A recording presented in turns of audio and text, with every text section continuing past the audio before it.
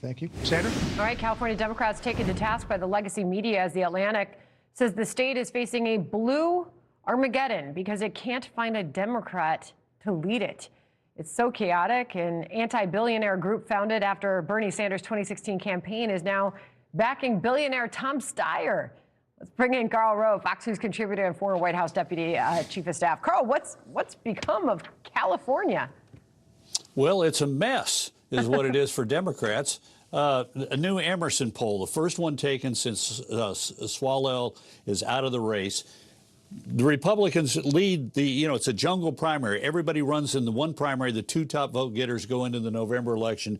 Steve Hilton, our former Fox News colleague, and Sheriff Bianco of Riverside County, they lead. The two Republicans lead 17 and 14. They're followed by Tom Steyer. And then an interesting one here, Xavier Becerra, who was like in 5th or 6th place. Once Swalwell got out, he's jumped up in the polls. Katie Porter stuck about 10. And the mayor of San Jose, who seems to be getting some support in Silicon Valley among moderate Democrats as well, is at 5. But what's really, really interesting about all this is that among Democrats who are voting, Steyer is at 20, Becerra's at 19. That is a 15-point jump from the last time among Democrats that he was polled, and then followed by Porter at 15 among Democrats. So the Republicans lead at this point. The Democrats are split.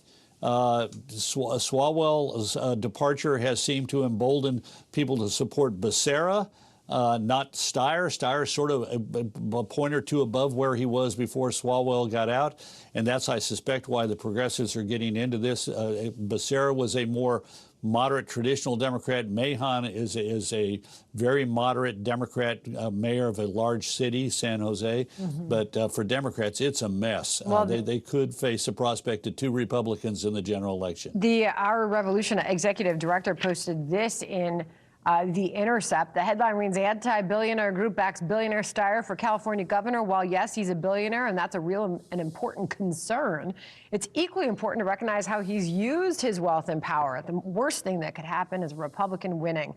Strategically, Steyer and his campaign is best positioned to make sure that does not happen. So is that the answer? Steyer?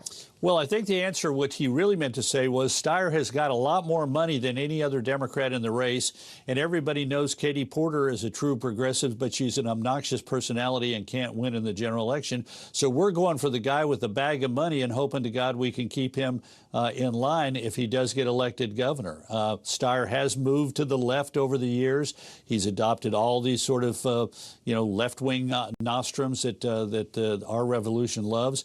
But it's got to be bitter for them to have to support a billionaire. Well, you mentioned Katie Porter. She's got now 30 former staffers that are rushing to defend her, Karl, saying, quote, "We believe the public should understand the full person we know, not a character built from a few clips on a bad day." Here's what does not make the news. Katie shows up for her team. Because remember one of these viral moments, Karl, watch. I have never had to do this before, ever. You've never had to have a conversation with to end an interview.